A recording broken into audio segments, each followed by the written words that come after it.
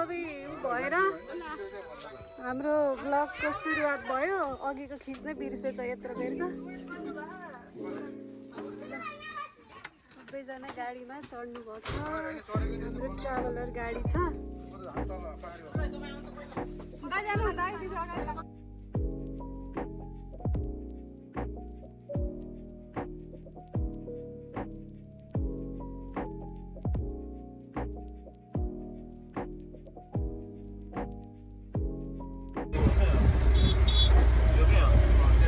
गाना बजेन।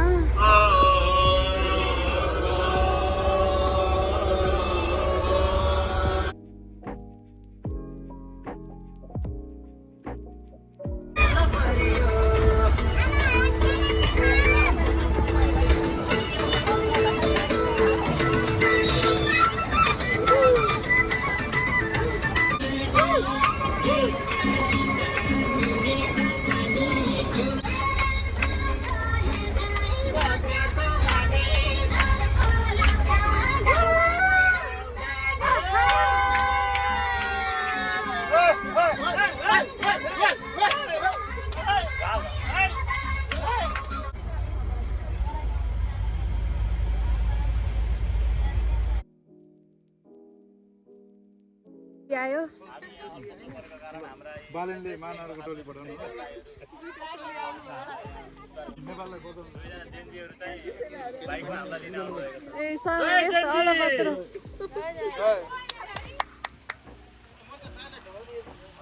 ल जेनजी ल सेनाहरु राजावादी हो क्या यो जेनजी राजावादी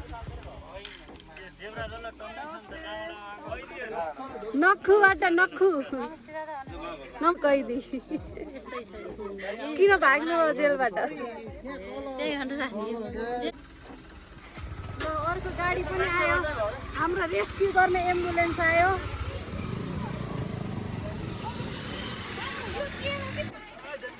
जेनजीहरूले यहाँ खास के भएको थियो भन्दाखेरि म त पहिरोमा जान नसकेर हाम्रो गाडीले हामीलाई सामानसहित यहाँ बिताएर पारिदियो होइन। तर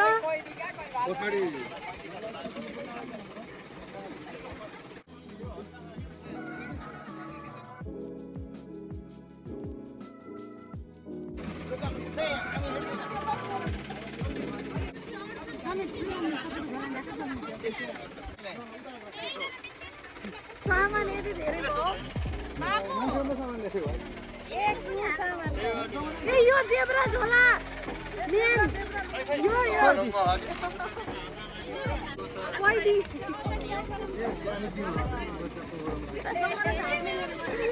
कैदीहरू भागेर गाडी चाहिँ गएको छ। अब त बिचल्ली हुन् त बिचल्ली। अब हामी माथि घरलाई सामानहरू गाडीमा पठायौँ चाहिँ हिँड्दै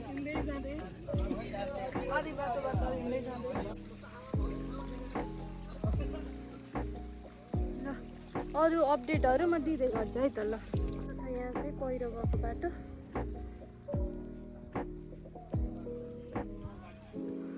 यस्तो रहेछ। हिँड्न पनि यस्तो भइरह के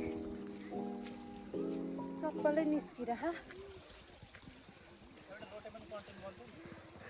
यहाँ चाहिँ पहिरो गएको रहेछ कि यसरी पहिरो।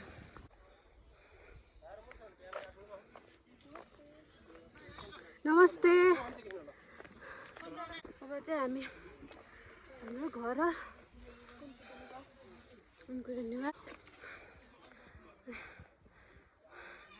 स्यास्या भयो उता सामानहरू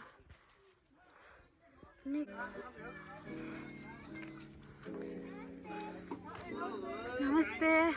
होला सौली ढोका यता छ क्या प्लेट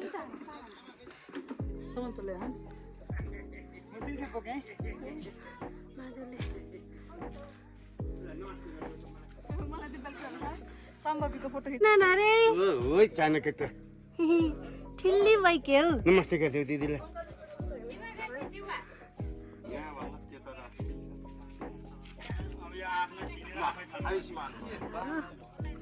भौती What's up? What's up? आमाको इन्ट्री भयो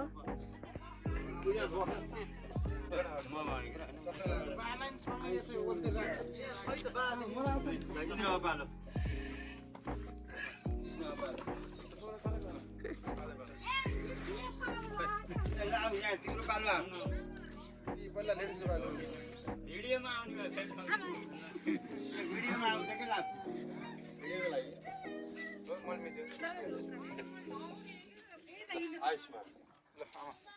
यता फेरि छुट्टै अर्को पालोला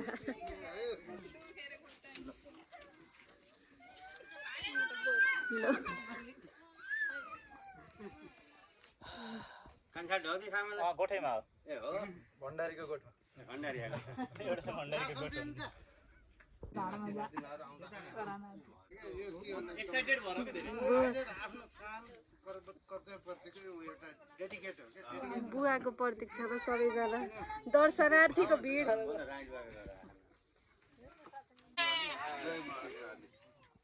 घुम्न जाने है डुली डुली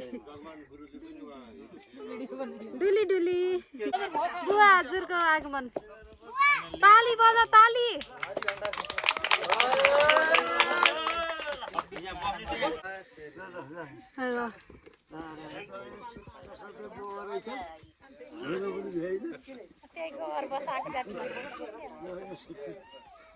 पाले पालो मलाई चिन्नु नै चिन्नु नै या खोइली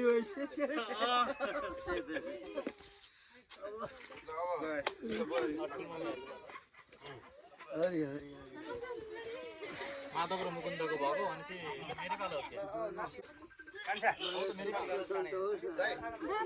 ल यस्तो रमाइलो छ यहाँ त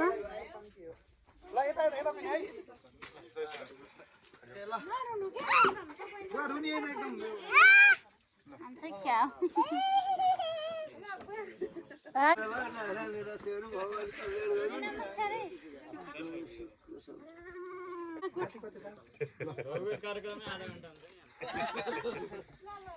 खान्छ भयो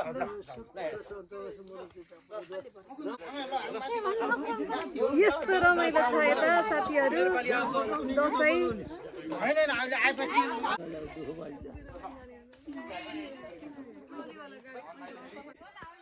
हाउस टुर है त उनीहरू बाई उनीहरू चाहिँ पाठो लिएर गए अब हामी चाहिँ म यता सर र हाउस टुर दिन्छ है त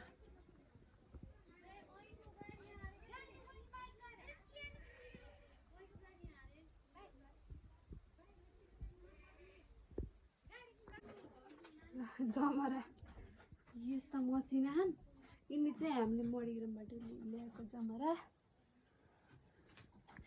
आमाले पोकाहरू राखेर पानी खानु पर्यो जो राम्रो नाच्छ त्यसले चक्लेट पाउँछ ल जाऊ ल जाऊ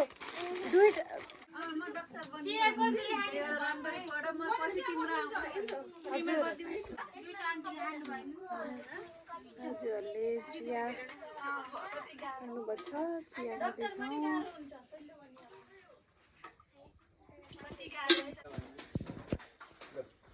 खाँदैछौँ बोइल हुँदैछ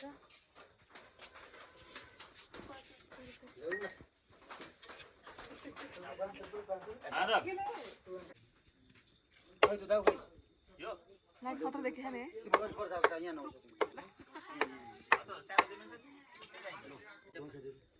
खै खै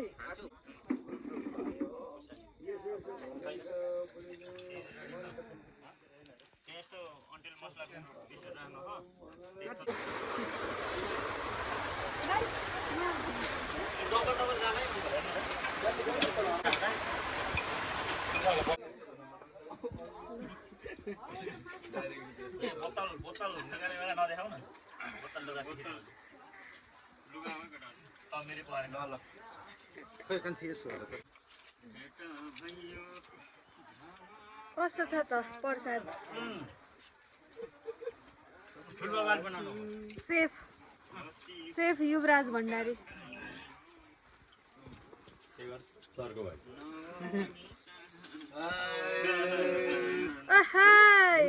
अनि लात्न पनि पर्छ खेल्ने अरे हो खेल्ने हो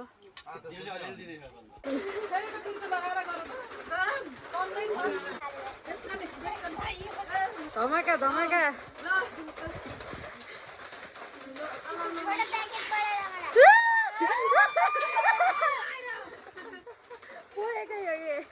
ढक्काले उडाउँदा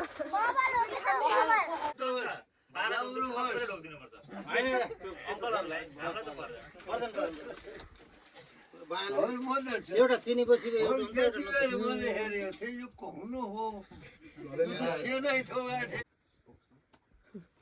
यो गर्विलो इतिहास चाहिँ हामीले कायम राख्नुपर्छ कसैले रेकर्डै गरेन खै अलिक ढिलो ढिलो भयो ठिकै छ हो कि बाल्लो भन्नु त र अर्को बाघको फेरि एउटा आइडिया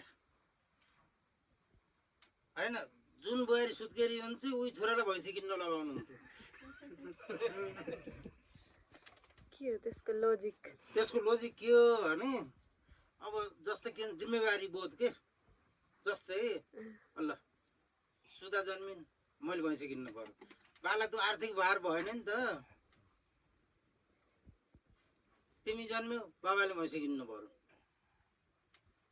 यहाँ भैँसी किन्न जोगिएका एउटा कोही अब होला नत्र चाहिँ लौ भैँसी जोगिरहेको कोही पनि छैन त्यो पनि के हो भन्दा एउटा जिम्मेवारी बोध हो क्या तँ पनि चाहिँ पाएको भइस् तैँले पनि यो जिम्मेवारी बोध गर्नुपर्छ भनेर एक किसिमको जिम्मेदारी चाहिँ पुस्ता हस्तान्तरण जस्तो हो क्या किन भन्दा छोरछोरी हुर्काउनु त खुवाउनु पर्यो नि हाम्रो चाहिँ मेन पौष्टिक आहार तत्त्व जे भए पनि हाम्रो घरमा गोरस बाहुनको घर यहाँ के अरे औँसीको चतुर्दशीमा सधैँ खिर पाक्थ्यो ठेकाएर राख्ने चलन थिएन होइन बा